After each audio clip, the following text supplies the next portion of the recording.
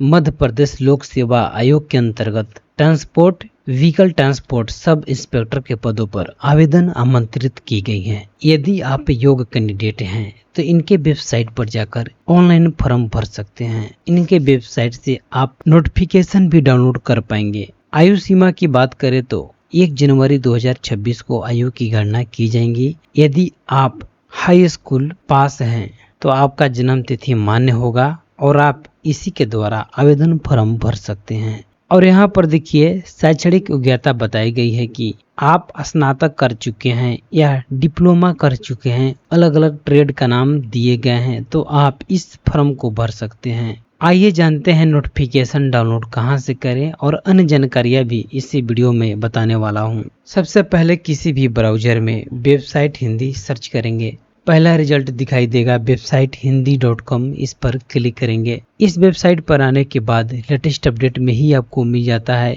MPPAC transport sub inspector recruitment 2025, इस पर click करेंगे। वैसे इस पोस्ट का लिंक वीडियो का डिस्क्रिप्शन में मौजूद है तो डायरेक्ट आप विजिट कर सकते हैं। अभी तक आपने चैनल पर नए हैं तो चैनल को सब्सक्राइब कर लीजिए। व्हाट्सएप चैनल, टेलीग्राम चैनल को ज्वाइन कर लीजिए लेटेस्ट अपडेट के लिए। ऑनलाइन माध्यम से फॉर्म भरना है जो कि मध्य प्रदेश के अंतर्गत परमानेंट जॉब के लिए यह फॉर्म भरी जाएंगी। आवेदन की शुरुआत 20 जून 2025 को होने वाली है। आवेदन की अंतिम तिथि 19 जुलाई 2025 है। वहीं फॉर्म में सुधार या बदलाव करना चाहते हैं तो 24 जून से 21 जून के बीच आप सुधार या बदलाव करने के लिए रिक्वेस्ट सबमिट कर सकते हैं। एप्लीकेशन शुल्क की बात करें तो समान वर्ग अन्य राज्य के कैंडिडेट को 500 रुपये भुगतान करने होंगे। वहीं SC ST वाले कैंडिडेट को 250 रुपये में काम हो जाएगा। विकलांग जो भी कैंडिडेट हैं 250 रुपये भुगतान करने होंगे, वो भी ऑनलाइन माध्यम से। आयु सीमा की बात करें तो 21 से 33 वर्ष होना चाहिए। आयु की गणना 1 जनवरी 2025 को की जाएंगी। रिक्ति विवरण की बात करें तो transport vehicle transport sub inspector के पदों पर 35 पद रिक्त हैं। यदि आप डिग्री डिप्लोमा कर चुके हैं तो आप इस फॉर्म को भर सकते हैं।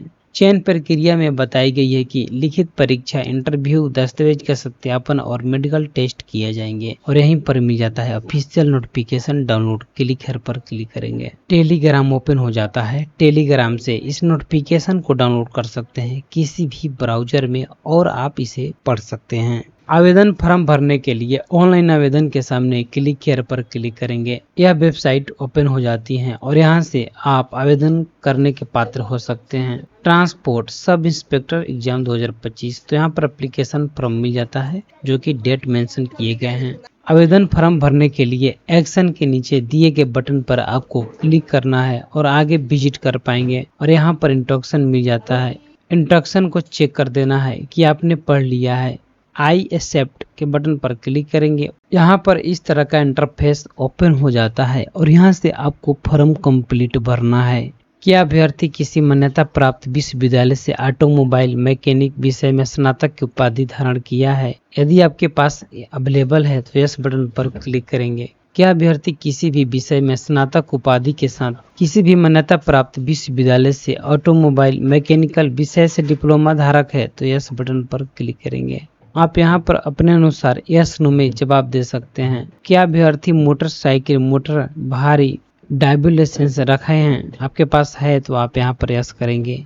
जो नहीं है तो वहाँ पर नो कर देंगे। है तो यहाँ पर यस बटन पर क्लिक करेंगे क्योंकि कंप्यूटर का 1 वर्षीय डिप्लोमा धारक होना चाहिए। ड्राइविंग लाइसेंस क्रमांक यहाँ पर दर्ज करेंगे। ड्राइविंग लाइसेंस करने की तिथि यहाँ पर कैलेंडर के माध्यम से सिलेक्ट करना है। अभ्यर्थी का नाम, अभ्यर्थी का मध्य नाम, अभ्यर्थी का सरनेम दर्ज करना है। मेल फीमेल सिलेक्ट करेंगे। जन्म तिथि यहाँ से इस कैलेंडर के माध्यम से सिलेक्ट करेंगे। पिता का नाम दर्ज करेंगे, माता का नाम दर्ज करेंगे। विवाह से संबंधित विवरण यानी कि आप विवाहित है या अविवाहित को सिलेक्ट करना है। इसके आगे मूल सूचना यहाँ पर भरना होगा। यदि आप मध्य प्रदेश के निवासी हैं तो यस बटन पर क्लिक करेंगे।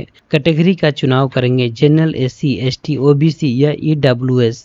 अभ्यर्थी क्रीमी लेयर से आते हैं तो यहाँ पर यस करेंगे। यदि नहीं है तो नो करेंगे क्योंकि यदि आप जनरल से आते हैं तो यहाँ पर क्रीमी लेयर में किसी भी ऑप्शन में चेंज नहीं करने के लिए मिलेगा। डिसेबिलिटी यहाँ पर यस नो में आपको बताना है।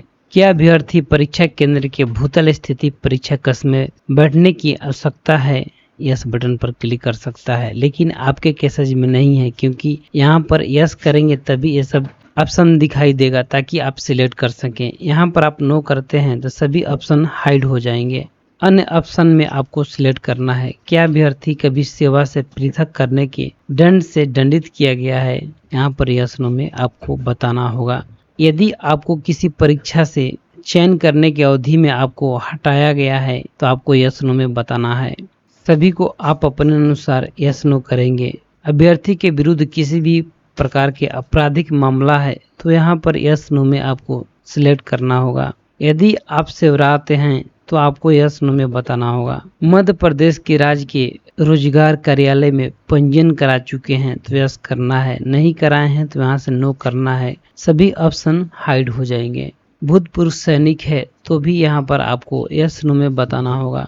आयु सीमा में छूट चाहते हैं तो यहाँ पर आपको बताना होगा, लेकिन आपका आयु सीमा सही है तो यह हाइड रहेगा।